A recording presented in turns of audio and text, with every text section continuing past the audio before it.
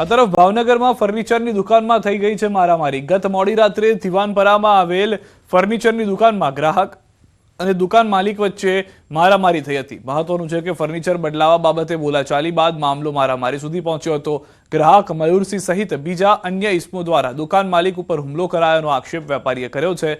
સમગ્ર બનાવના CCTV footage પણ જોવા મળ્યા છે। બનાવને લઈને ઇજાગ્રસ્તને હોસ્પિટલ ખસેડાયા છે। બનાવ અંગે પોલીસે ફરિયાદ નોંધી તપાસ હાથ ધરી છે। કાલે એક ગ્રાહક આવ્યું, એને પલંગ બદલાવો તો પલંગ બદલાવી દીધો, તો જેમ ભાવે એમ ગાળો બોલતા હતા। પછી એમનું ગાડલું એક દી મોડું થાય હતું તો એને મારામારી ચાલુ કરી ને મારા નાના ભાઈને માર્યો, કબાટ વાળી નાખ્યો અને જેમ ભાવે એમ ગાળો દીધી। લોકો 6 જણા આવ્યા હતા, એમાંથી મારવામાં 2 જણા હતા। શું નામ છે? મયુરસિંહ જાડેજા ને એના ભાઈ, એનું નામ નથી આવડતું।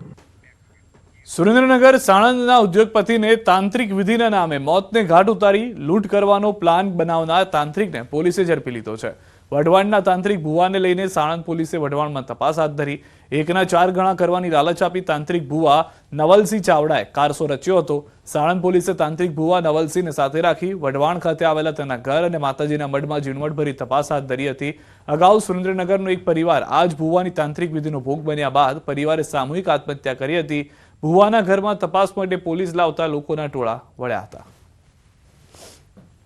સાણંદના એક ઉદ્યોગપતિને 1ના 4 ગણા રૂપિયા આપવાની લાલચ આપી અને જે વેપારી છે એને પાસેથી મોટી રકમ પડાવી અને વેપારીને મોતને ઘાટ ઉતારવાનો જે પ્લાન બનાવ્યો હતો એ પ્લાનના માસ્ટર માઇન્ડ એવા વઢવાણના જે નવલસિંહ ચાવડા કરી જે ભુવા છે, ભુવાની સાણંદ પોલીસ દ્વારા ધરપકડ કરવામાં આવી છે। આ મામલે જે સાણંદની જે પોલીસ છે, પોલીસ દ્વારા તપાસનો ધમધમાટ શરૂ કરવામાં આવ્યો છે। જે પોલીસની ટીમ છે, એ ટીમ દ્વારા હાલ વઢવાણ ખાતે જે ભુવાનું ઘર આવેલું છે નવલસિંહ ચાવડાનું, તે ઘરમાં હાલ તપાસનો જે ચક્રો છે ગતિમાન કરવામાં આવ્યો છે। સ્થળ ઉપરથી વધુ કોઈ વિગતો કે વધુ કોઈ પુરાવો મળે તે મામલે પોલીસ દ્વારા હાલ તપાસનો ધમધમાટ શરૂ કરવામાં આવ્યો છે। અગાઉ પણ આ નવલસિંહ ચાવડા દ્વારા અન્ય વ્યક્તિઓને પણ આ મામલે ભોગ બનાવ્યા હોવાની પણ આશંકા વ્યક્ત કરવામાં આવી રહી છે। ત્યારે સમગ્ર મામલે હાલ પોલીસ દ્વારા જે ભુવાનું ઘર છે, ભુવાના ઘરમાં ઝીણવટભરી તપાસ હાથ ધરવામાં આવી છે। તપાસ બાદ જ સાચો ખ્યાલ આવશે કે અન્ય કોઈ વ્યક્તિઓ આ ભુવાનો ભોગ બનેલા છે કે કેમ અને આ સ્થળ ઉપરથી કોઈ પુરાવા મળ્યા છે કે કેમ। અક્ષય જોશી, ન્યૂઝ 18 ગુજરાતી, વઢવાણ। અમરેલી જિલ્લામાં કોંગ્રેસ આકરા પાણીએ જોવા મળી રહી છે। રાજ્ય સરકારે અતિવૃષ્ટિમાં ખેડૂતો માટે પાક નુકસાનીમાં સહાયની જાહેરાત કરી હતી, પરંતુ સહાય પેકેજમાં અમરેલી જિલ્લાને બાકાત રખાતા રાજુલામાં કોંગ્રેસ દ્વારા ધરણા યોજી વિરોધ પ્રદર્શન યોજ્યું હતું। ખેડૂતોને અતિવૃષ્ટિમાં દેવા માફી, ખાંભામાં ઇકોઝોનનો પ્રશ્ન સહિત વિવિધ મુદ્દાઓ સાથે સત્તા પક્ષ સામે વિરોધ નોંધાવ્યો। આ વિરોધ પ્રદર્શનમાં પ્રતાપ દુધાત, પૂર્વ સાંસદ વીરજી ઠુમ્મર સહિતના કોંગ્રેસના આગેવાનો હાજર રહ્યા। મહત્વનું છે કે આગામી દિવસોમાં અમરેલી જિલ્લામાં 4 નગરપાલિકાની ચૂંટણીઓ આવી રહી છે, ત્યારે અમરેલીની તમામ નગરપાલિકામાં ભાજપનું શાસન છે, જેથી કોંગ્રેસ ચૂંટણીમાં પોતાની જગ્યા બનાવવા માટે પ્રયાસ કરી રહ્યો હોવાનું રાજકીય નિષ્ણાતો જણાવી રહ્યા છે। રાજુલા જાફરાબાદના આ વિસ્તારના ખેડૂતો માટે અતિવૃષ્ટિમાં સહાય પેકેજ નહીં પણ દેવા માફી અને ઇકોઝોનની અંદર ખાંભા તાલુકાના ગામડાઓનો ખોટી રીતે જે સમાવેશ કરવામાં આવ્યો છે એને નાબૂદ કરવાની વાત સાથે આજે કોંગ્રેસ પરિવાર, રાજુલા કોંગ્રેસ પરિવાર, જાફરાબાદ કોંગ્રેસ પરિવારના પ્રમુખો અને આગેવાનો સાથે મોટી સંખ્યામાં ખેડૂતો આજે ધરણા પર બેઠા છે। રાજુલા આજે આંદોલન ચાલી રહ્યું છે, ઉપવાસ આંદોલન ચાલી રહ્યું છે। 1 દિવસ માટે ઉપવાસ કરીને આજે અમે આવેદનપત્ર આપીએ છીએ। રાજુલાના, જાફરાબાદના, ખાંભા તાલુકાના ખેડૂતો ઇકોઝોનમાં પણ મુશ્કેલીમાં મુકાયા છે। સાબરકાંઠા અરવલ્લી જિલ્લાના અલગ અલગ પ્રાથમિક શાળાઓના શિક્ષકોનું રોકાણ BZ ગ્રુપમાં થયું છે। આ મુદ્દે શિક્ષકોએ જેજનની ભૂમિકા ભજવી રોકાણ કરાવ્યું હતું તેવું સામે આવ્યું છે। સમગ્ર મામલે CID ક્રાઇમે તપાસ આદરી છે, ત્યારે આ દરમિયાન અલગ અલગ ખુલાસાઓ જોવા મળી રહ્યા છે, જેમાં ગ્રુપ દ્વારા શિક્ષકોને બાલીનો પ્રવાસ કરાવવાનો એક વિડીયો પણ સોશિયલ મીડિયા પર વાયરલ થતા સમગ્ર મામલે હવે સમગ્ર જિલ્લા શિક્ષણ અધિકારી દ્વારા તપાસ આરંભી દેવામાં આવી છે। શિક્ષિકા દ્વારા સરકારના પ્રવર્તમાન નિયમો અનુસાર તેઓએ પ્રવાસ કર્યો તે અગાઉ શિક્ષણ વિભાગની મંજૂરી મેળવી હતી કે નહીં તે બાબતે તપાસ હાથ ધરી દેવાઈ છે। મિત્રો, આપના માધ્યમથી હાલ જ મને જાણ મળી છે કે વિભાબેન કરીને કંઈક બેન આ વિડીયો કંઈક ફરે છે, વિડીયો જે મારે જોવામાં નથી આવ્યો, એ સરકારશ્રીની એટલે જિલ્લા શિક્ષણ સમિતિની પરમિશન લઈને ગયા હતા કે નહીં એ બાબતે યોગ્ય તપાસ કરાવીશું। છોટાઉદેપુરની મોન્ટેસરી શાળાના શિક્ષક કથિત રીતે લાપતા બનતા ગ્રામજનોમાં રોષ ફાટી નીકળ્યો છે। બપોરે 1 વાગ્યા સુધી શિક્ષક શાળાએ ન પહોંચતા વાલીઓએ વિદ્યાર્થીઓ સાથે શાળાનો વિડીયો વાયરલ કર્યો। મહત્વનું છે કે અવારનવાર મોન્ટેસરી શાળાના શિક્ષક અને ફરિયાદો થવા છતાં જિલ્લા તાલુકા શિક્ષણ તંત્ર માત્ર નોટિસ આપીને સંતોષ માને છે. શિક્ષકો ગેરહાજર રહેતા આદિવાસી સમાજના બાળકોના શિક્ષણ પર અસર થવાની વિડીયોમાં વાત કરાઈ છે.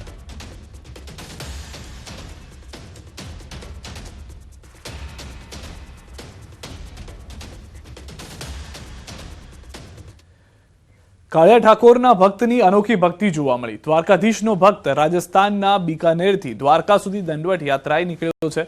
લગભગ 1300 કિલોમીટર દંડવત કરી દ્વારકા પહોંચશે. ભક્ત દંડવત બીકાનેરથી 19 ફેબ્રુઆરીના રોજ યાત્રાએ નીકળ્યો છે. રાજસ્થાનના બીકાનેરથી દ્વારકા જગત મંદિર સુધી દંડવત યાત્રા કરી પહોંચશે.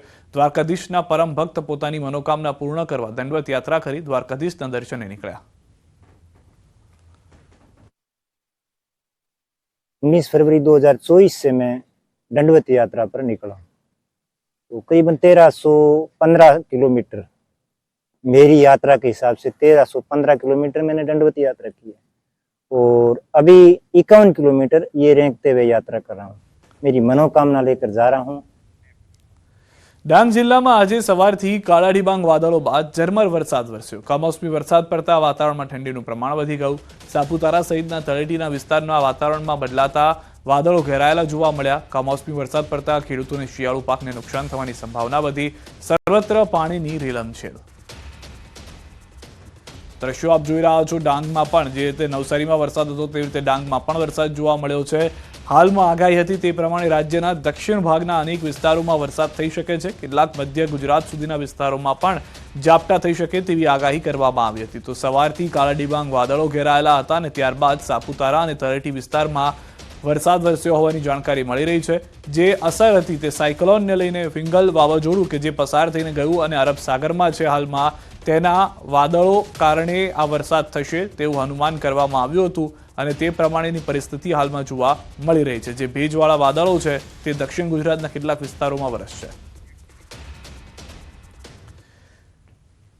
જામનગર જિલ્લાના હડિયાણા ગામે જાહેરમાં બાયોમેડિકલ વેસ્ટને ફેંકવામાં આવતા હોય તેવા દ્રશ્યો જોવા મળ્યા. ગામની કેનાલમાં બાયોમેડિકલ વેસ્ટનો મોટા પ્રમાણમાં જથ્થો પાણીમાં તરતો જોવા મળ્યો. જે ગામની કેનાલમાં આમ ખુલ્લેઆમ જથ્થો ફેંકાઈ રહ્યો છે તે ગામની વસ્તી લગભગ 4000 લોકોની છે.